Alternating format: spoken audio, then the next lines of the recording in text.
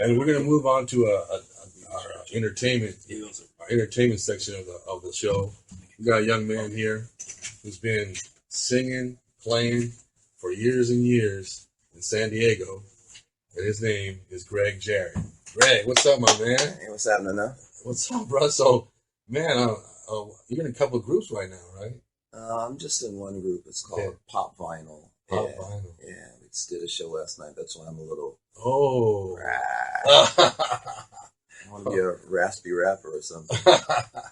So, Greg, we talk a lot of sports over here, but were you an athlete in high school? Or? I was. I used to play basketball at Crawford High. Oh, there you go. Many moons ago. I won't say how many. No moons. What was it, shooting forward? I was a shooting guard. Oh, okay. Yeah, I was all right. He was deadly? No, I don't know about deadly, but I was a formidable foe. Yes, you were. Huh? So the Colts, huh? Yeah. So now you didn't finish you played, you're an athlete and everything, but the music part is what gets to you, right? Yeah, I've been singing since I was a little kid, but it was weird because I thought everybody could sing until I got older, and then So you met me, right? Commercial? Yeah. So I don't know, and 10th grade or so, someone heard me sing, and they said I should be in a band, and that's what I've been doing for all these years. Wow. So the band's like, I mean, when you pick the band to go into, what kind of music do you normally like? Do you like everything, or? I'll do anything, You have your genres that you like more than others, but the band culture is different than it used to be. Right. There used to be 10 or 11 bands back in the day, and you'd all be in your own band, just the same as in sports, how with free agency and things, people switch around. You were just in your own band. Now, now everybody's playing for everybody. You never know who you're going to see in this certain band, and wow. It is what it is, because there aren't a lot of venues, and a lot of opportunities, so you just go where the money is. Right. So back in the day, the groups had like 10 or 11 guys that each instrument was, they played everything. Most definitely, as you saw back in the day with the cameos and things like that. And then in 82, 83, then they shrunk down for money purposes. But, it's something about the girth of that band, the 10-piece. You can't replace that, man. So, but that's how it is these days. So what is your opinion on, like, nowadays, you're plugging into some electronic gig thing, and you're doing, the auto-tune and all that. I mean... Yes. I gasp. All right, am I on auto-tune right now? Yeah. I can't hear the playback. What's your opinion on? I mean, I think the talent pool has gone, thin. I mean, I think that people accept, oh yeah, she's good, but they really can't sing, in my opinion, because I've heard guys like you and real singers, man. What is your opinion on that? Well, it's just where the industry is now. It's all about money. It's not about artistry anymore. Because back in the day, like Rolando, you guys is in the music industry as well. It used to be about the A&R companies. Parts of the companies, and they would actually kind of mold the talent and things like that. There's a lot of talent out there, but we don't hear about it anymore because pop music is where the money is, and you don't have to be as talented. It's more about looks now, unfortunately. Wow. As you notice, everybody's good looking on TV and on video, So that's what it's all about now. Well, when you were, in your young stage of the bands and stuff, like, what was your groups that you really worshiped and you liked to follow? Worship. Yeah. I mean, I did. Cameo. Cameo, because Cameo, they had everything. Yeah, of course. They had the ballads, they had the funky stuff, they were aggressive, they were smooth, they were everything. So,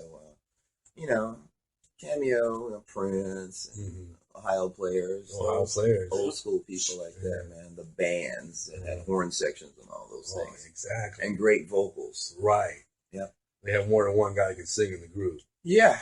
You don't see that a whole bunch anymore. No. Yeah. So, Well, Larry Blackman was the lead singer. Well, Larry Blackman was initially the drummer. Oh, okay. He didn't sing at all in the beginning back in '77 or so when the album came out. The first one, Cardiac Arrest. And he had these great singers, and he could carry a tune. And as most, well, I don't want to say most, but a lot of us don't want to be in the background. Right. Use the drummer. So, we want to be in the front. I'm a star. I want to be a star. Someone says, hey, you should be in the front. So he made his move to the front, But he can sing. Yeah. What was the guy that sang the, Sparkle and all those hits? Sparkle. That was Anthony Lockett. Anthony Lockett. He was incredible. He was incredible. Mm-hmm. And what was Sparkle and then Why Have I Lost You? Or no, that's well, Why Have I Lost You? That was the other gentleman, which had the more high voice, which was Wayne Cooper. God rest his soul. Amazing. Wow. Yeah. So Cameo, Prince, and all that. So what was the album that Cameo had where Larry Blackman wore that red cup or that red? That was the Word Up album. Yeah. Word Up. Mm-hmm. That's right. Yeah. I ran out and bought one of those. I thought I was going to get some. I went and got the cup. Yeah. Ro's wearing his right now. I don't think he's taking it off. Thank God we're on the radio right now. Man. Oh my God. I'm uncomfortable right now. I just deleted that picture too. Oh my God. Oh man. Get off the desk, bro. I won't rub it up on the desk. So Greg, how many instruments do you play, my man? Okay, this is a thing. When you guys see records and you hear people talking about the instruments they play, don't get it confused. Right. You play at things and you actually play instruments. Okay. You know what I mean? Okay. Like in basketball, a person might be a natural 2, but he plays 1, 4, 5. I'm a natural bass player. I got you. I play at the guitar. I can make sound of it that won't completely hurt your ears. I can make sound out of a keyboard. I can make sound out of drums, but I'm a bass player by trade. So, well, you make great sound of all those other instruments, man. It's a process of, for example, with the bass guitar, I can pretty much play whatever's in my head. And with the guitar and keyboards, I have to sit and kind of plot it out. Right. Yeah, so that's it. In the songwriting, when you're writing a song, what is your first thing you do? The bass or the keyboard? It's about time you get a good interview. People ask you really dumb questions. Seriously, I must admit. That's why I haven't said anything. You hear different things, man. Just like if you talk to a lot of songwriters, producers, and things, you never know where you're going to get an influence from. I might hear a bass line in my head, or I might hear this guitar part, but for the most part, it's usually something vocal oriented, and then I bring the music around that. Nowadays, a lot of the young cats, and just producers, they make tracks, as you know about, and then they send them out to you, whoever, and then one sings over it. Right. I'm the other way. Okay. I hear a vocal in my head. I hear a title. I mean, I'm in the studio right now. I might see a picture and think, okay, blue box, and that's what I'll write the song about, Red cup. Whatever. Yeah, exactly, Though I don't drink, but yeah, sure. I could put soda in my red cup or chocolate milk. Yeah, so, that's my process, but everybody's different. Okay, so in the writing process, like, when do you think that is your, best time that you come up with, the great idea? You get excited, oh my God. Is it when you're driving? Is it, Good question. And thankfully, with the advent of the cell phone and all the features on it, you can be driving around, you can be whatever, and you can pull out your phone and you can get on the voice recorder and just hum something, Right. And that's all I need. There's no particular time, Everybody's different. Someone might say, oh, I'm best when it's late at night or when I'm driving, whatever, Things can come to you whenever, You just never know if you're a creative person, and I am. Yes, very creative. I mean, your songs, from years and years of listening to them, I get excited every time you have a new one, but the ones back in the day, I Won't Let You Be Lonely is one of my favorite, of course. Yeah. And then your number brought back. Exactly. And your number one fan, Angela Marinelli. Oh, I love Angela. Yeah, she loves that stuff.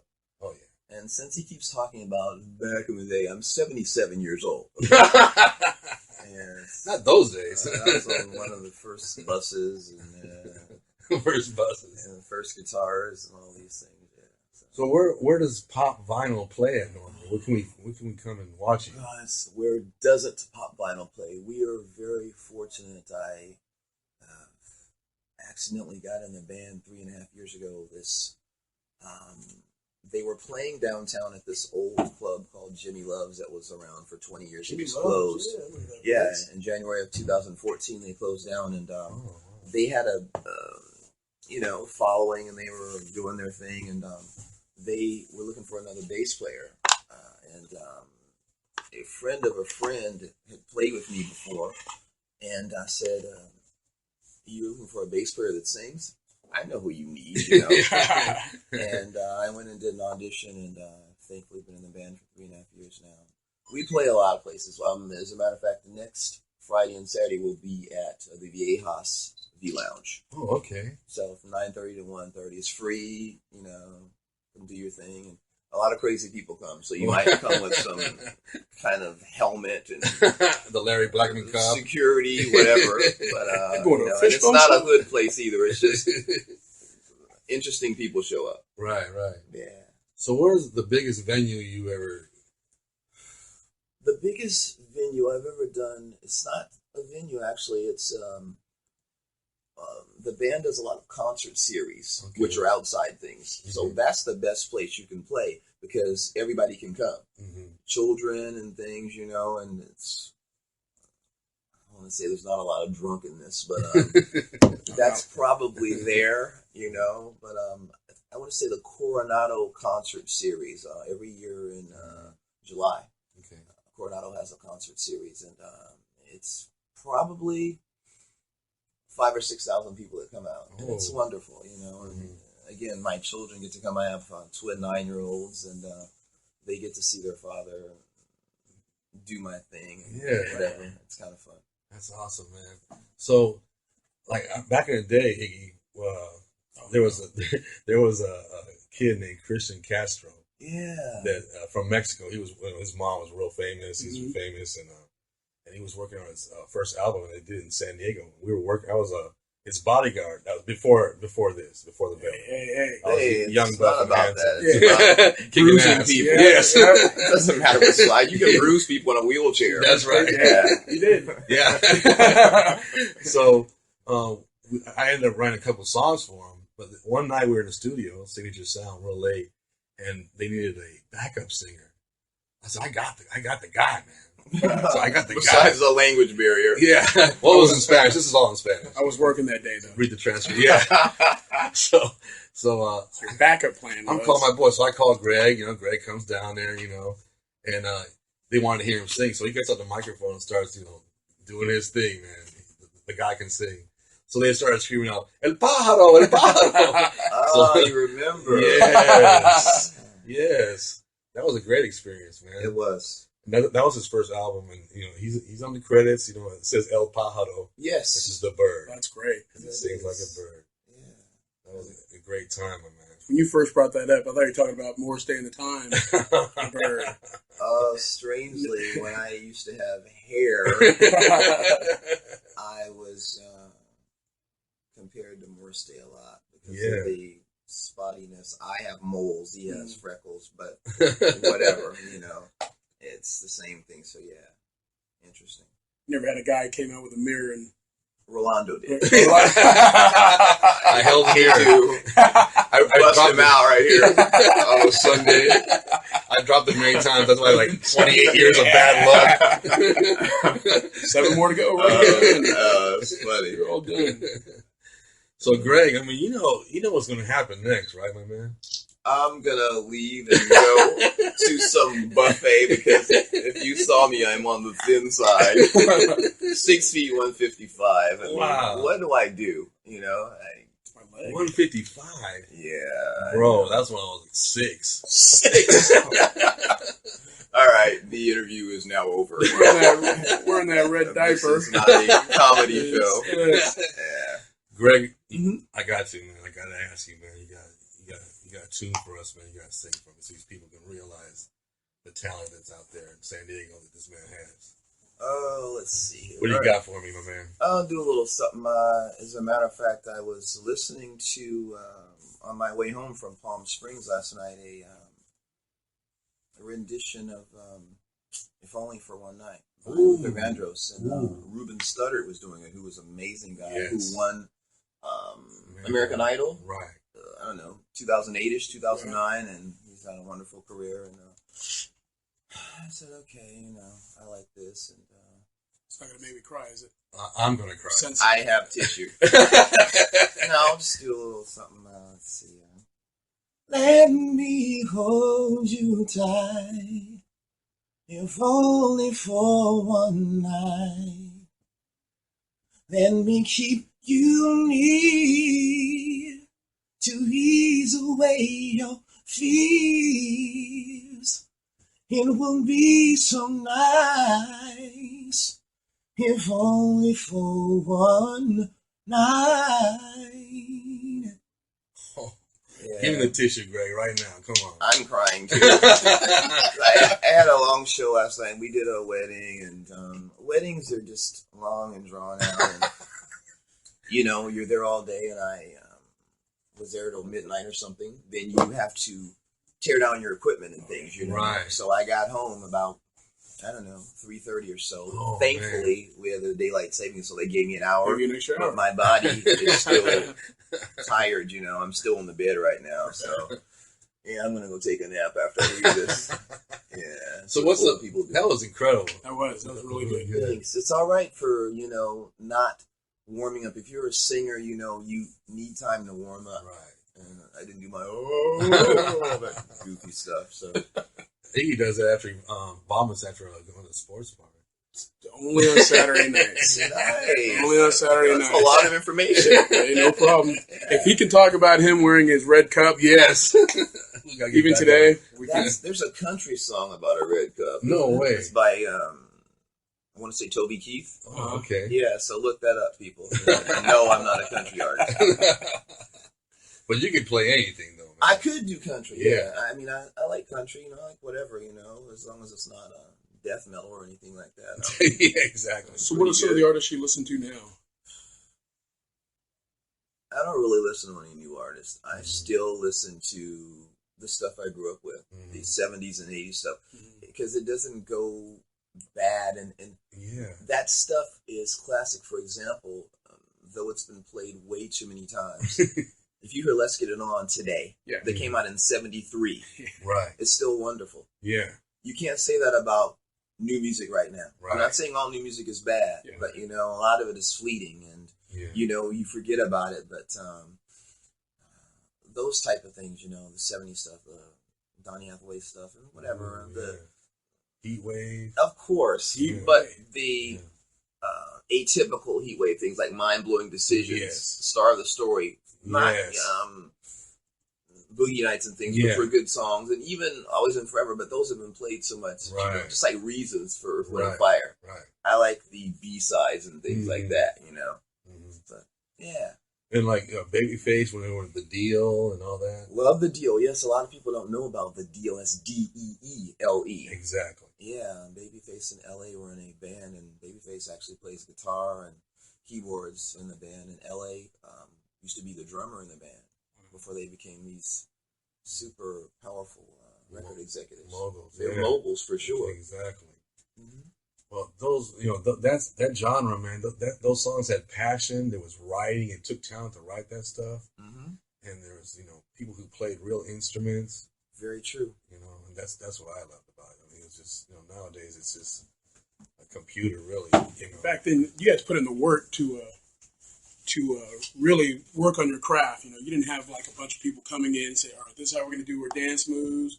We're going to do this. You got to make sure you time it with the track that we're going to play right behind you. Most definitely. That's true. Yeah. So, like the other, like The Deal and Babyface, Heat Wave. You mentioned Ohio Players. I mean, those guys. Love Ohio Players. Oh man, Sugarfoot. Sugarfoot, who passed away a few years ago, unfortunately. Yeah. Yep.